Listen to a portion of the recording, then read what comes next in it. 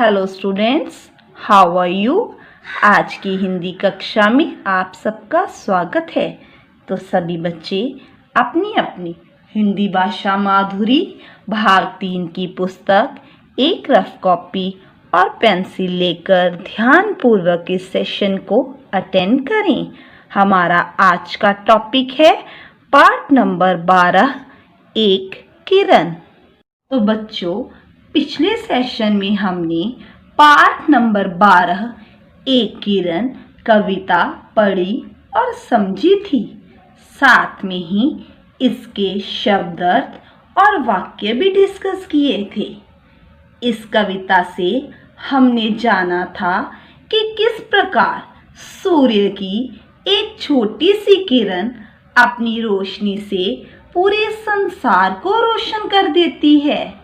उम्मीद है आपने इसकी रिवीजन भी की होगी। तो चलिए आज हम इसकी बैक एक्सरसाइज डिस्कस करेंगे।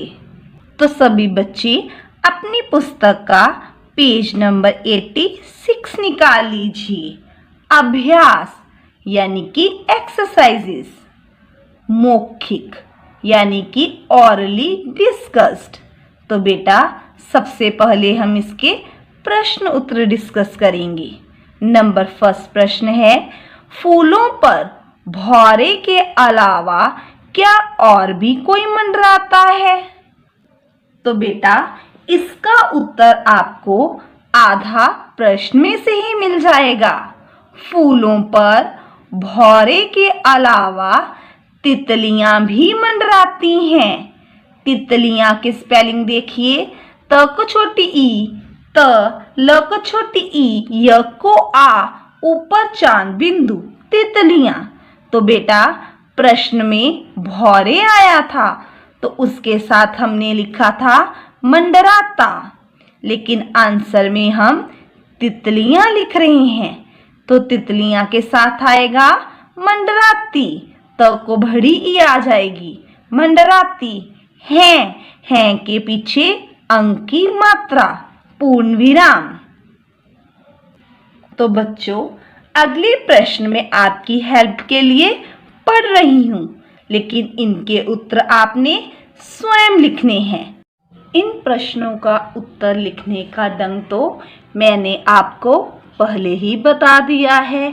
तो चलिए नेक्स्ट प्रश्न है, पूर्व के अलावा और कौन कौन सी दिशाएं होती हैं? दिशाएं मीन्स डायरेक्शंस। नेक्स्ट देखिए, कविता में किस समय का वर्णन है? समय मीन्स टाइम, यानी कि किस समय के बारे में बताया गया है। तो चलिए अब हम लिखित पर आते हैं। लिखित मीन्स रिटन। इसकी एक्सरसाइज नंबर फर्स्ट देखिए, सही कथन पर, कथन मीन्स वाक्य, पर सही और गलत पर गलत का चिन्ह लगाइए। चिन्ह मीन्स निशान। तो नंबर फर्स्ट है, किरण के आने पर सुगंधित पवन बहने लगी है। तो बेटा यह आपकी कविता के आधार पर सही वाक्य है, इसलिए आप इसके आगे सही का निशान लगाएंगे। इसी प्रकार आप सबने तो कविता पढ़ी ही है, इन बाकी वाक्यों के सही गलत आपने स्वयं ही करने हैं। आपकी सुविधा के लिए मैं इन वाक्यों को पढ़ रही हूँ। नेक्स्ट है, किरण के आने पर दिशाएं नीली हो गई हैं। नेक्स्ट, एक किरण आने पर फूल मुस्काने लगे हैं। नेक्स्ट, किरण के आने पर दुनिया में अंधेरा हो गया है। तो चलिए नेक्स्ट एक्सरसाइज नंबर 2 पर आ जाइए। कविता की पंक्तियां पूरी कीजिए। तो बच्चों यहाँ पर आपको कविता की कुछ अधूरी पंक्तियां दी गई हैं, जिन्हें आपने कविता पढ़कर पूरा करना है। यहाँ मैंने आपकी सुविधा के लिए पहली पंक्ति को पूरा कर दिया है, बाकी की पंक्तियां आपने कविता पढ़कर स्वयं पूरी करनी है। एक किरण बन तुम भी, डैश में जीवन, चमक उठे डैश, डैश कण कण। तो चलिए अब सभी बच्चे नेक्स्ट पेज पर आ जाइए। एक्सरसाइज नंबर 3, निम्नलिखित पंक्तियों को समान भाव से मिलाइए। समान भाव मीन्स सेम मीनिंग्स, मिलाना मीन्स मैचिंग।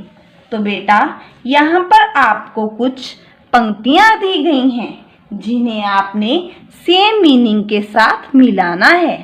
सबसे पहले आपने लेफ्ट हैंड साइड पर नंबरिंग करनी है 1 2 3 4। इसी प्रकार आपने नंबरिंग के आधार पर ही राइट हैंड साइड पर दी गई पंक्तियों के साथ इनकी मैचिंग करनी है। नंबर फर्स्ट है सुगंधित पवन। तो बेटा इसका आंसर है खुशबूदार हवा। खुशबूदार हवा के आगे आप लिखोगे नंबर 1। इसी प्रकार आपने बाकी पंक्तियों को भी एक दूसरे के साथ मिलाना है। आपकी हेल्प के लिए मैं अगली पंक्तियां पढ़ रही हूं।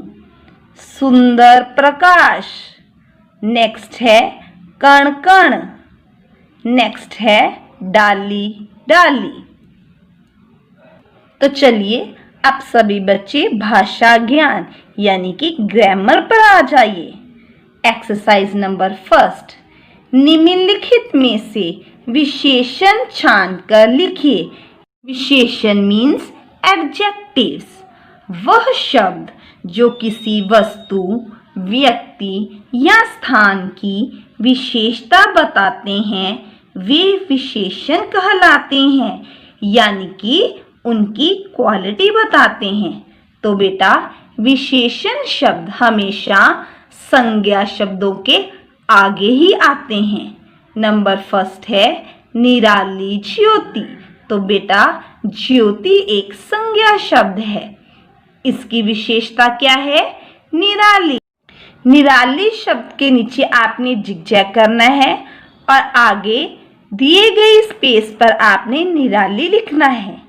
इसी प्रकार बाकी दिए गए शब्दों में से भी आपने विशेषण शब्द स्वयं अलग कर आगे दी गई स्पेस पर लिखने हैं।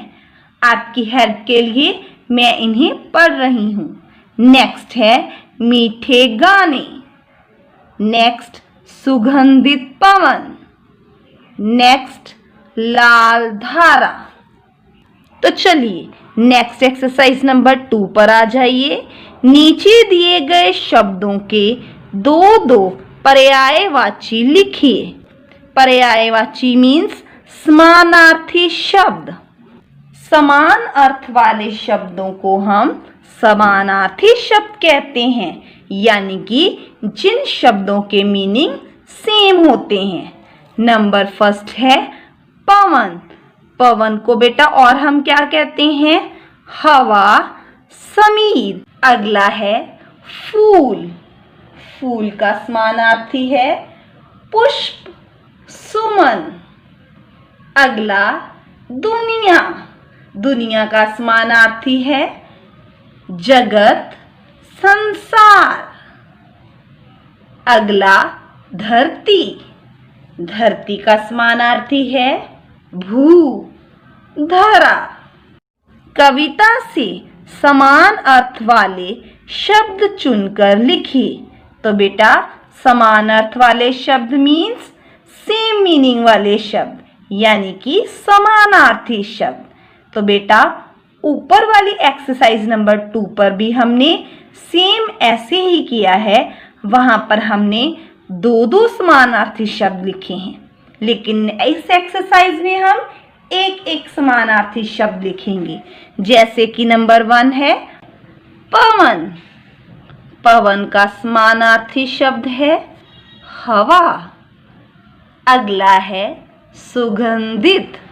सुगंधित का समानार्थी शब्द है खुशबूदार। अगला है धरा।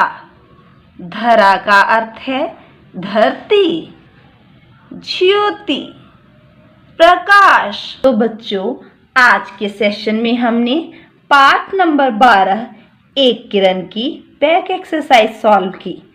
आपने मेरे बताए गए पैटर्न के अनुसार ही सुंदर सुंदर हैंडराइटिंग में इन एक्सरसाइजेस को सॉल्व करना है और साथ में ही इनको रिवाइज भी करना है।